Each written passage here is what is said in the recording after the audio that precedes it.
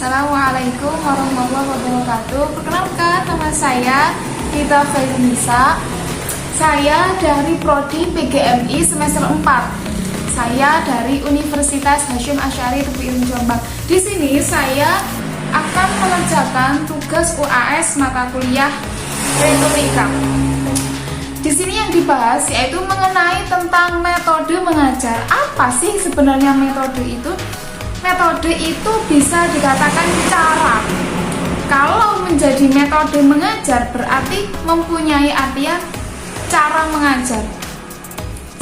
Kenapa sih kok belajar atau mengajar, memberikan suatu materi itu membutuhkan suatu metode? Karena begini, adanya sebuah metode mengajar itu mengantisipasi akan gagalnya peserta didik untuk mendalami suatu materi. Namun jika metode tersebut gagal, maka tugas seorang pendidik, tugas seorang guru adalah menyelami berbagai metode mengajar tersebut. Sangat banyak sekali, sangat variatif sekali metode mengajar tersebut.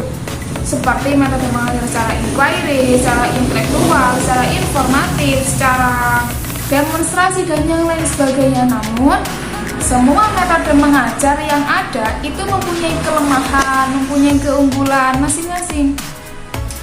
Nah, di sini yang akan saya bahas adalah metode mengajar informatif.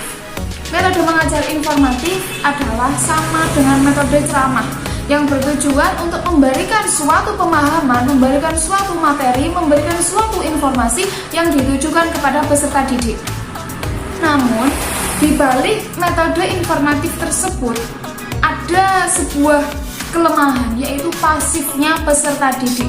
Karena apa kok pasif? Karena begini, metode informatif tersebut secara langsung hanya menyampaikan suatu informasi. Nah, jika anak didik apalagi usia 7-12 tahun kok hanya diberikan suatu materi, hanya sebuah ucapan, otomatis akan terjadi kepasifan, kebosanan, kemonotonan, apalagi nantinya akan bertolak belakang dengan pribadi karakter mereka masing-masing.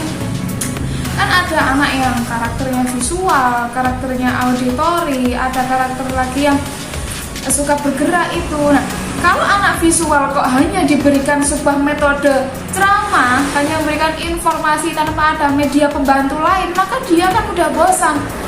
Apa sih ini hanya sebuah pembicaraan?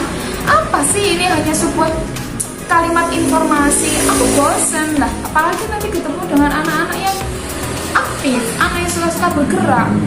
Mereka akan lebih suka bergerak ke sana, bergerak sini, main meja, main apa ya? Kenapa? Karena mereka melatih dirinya biar nggak bosan. Nah, metode itu pasti punya kelemahan dan juga punya keunggulan masing-masing. Namun, keunggulan dari metode tersebut ialah bisa menyampaikan informasi secara maksimal, bisa memberikan pelajaran, pemahaman yang pas kepada peserta didik. Namun ya tadi tetap ada sebuah kelemahan masing-masing. Namun tetap bisa juga bahwasanya metode ceramah itu nanti bisa diselingi dengan media lain seperti menggunakan media gambar.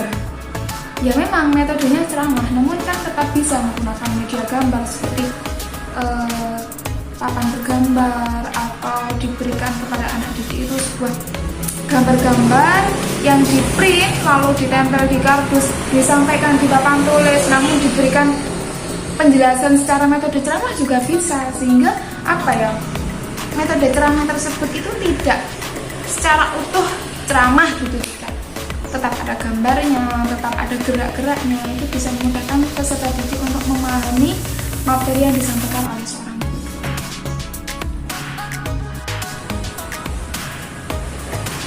Nah, namun sebenarnya metode ceramah itu agar tidak menjadi bosan ya, itu bisa diawali dengan ice breaking. Nah, ice breaking itu sebenarnya juga penting sih untuk pembukaan suatu pelajaran. Karena apa ya? Seumpama ketika pelajaran tersebut ada di jam siang seperti jam 11 atau setengah 11, itu kan jam dimana anak itu capek. Jadi setidaknya seorang guru itu harus mempunyai inovatif, harus bisa kreatif bagaimana cara memodifikasi cara mengajar tersebut agar bisa disampaikan dengan luwes kepada anak didik. Karena memang gini, karena semua metode mengajar itu kadang-kadang itu tidak cocok dengan bidang, dengan mata pelajaran yang dipelajari, yang memang nggak bisa dicocokkan semua. Dari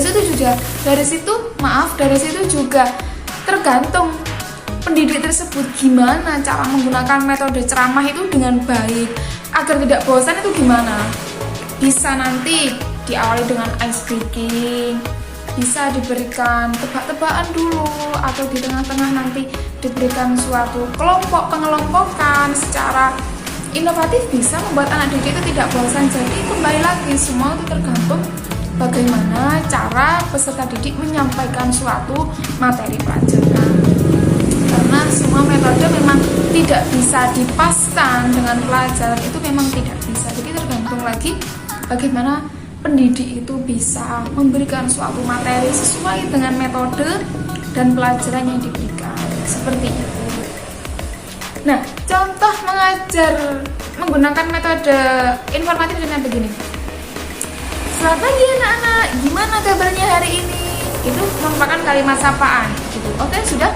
Setelah itu, anak-anak, hari ini mau nggak ibu kasih tebak-tebakan, atau mau tidak ibu kasih sebuah ice breaking? Yuk sekarang main ice breaking dulu yuk.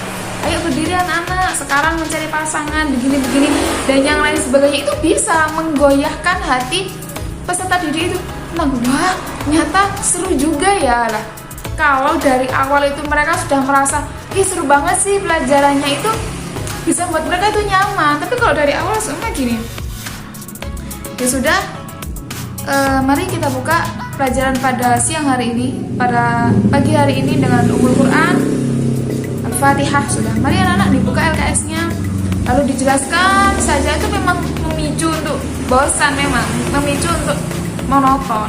Tapi jika diawali dengan ice breaking, dengan sapaan, dengan kalimat-kalimat yang memotivasi, pasti dia bisa untuk wah nyaman sekali, enak sekali ya pelajarannya. Kalau dari awal dia udah nyaman, ya insya Allah nanti kedepannya dia pasti nyaman. Namun juga tetap metode informatif ini mempunyai kelemahan, yaitu pasif. Tetap tidak bisa dijadikan sempurna, tidak bisa. Pasti mempunyai kelemahan dan juga keunggulan masing-masing. Ya sudah, cukup sekian penyampaian materi yang saya berikan. Mohon maaf apabila ada kesalahan atau kurang pas atau ada salah kata. Saya berterima kasih kepada Ibu Rofi yang telah membimbing dari awal hingga sekarang. Terima kasih atas segala ilmunya. Semoga beliau diberikan kesehatan dan kelancaran dalam segala hal. Saya undur diri, cukup sekian. Wassalamualaikum warahmatullahi wabarakatuh.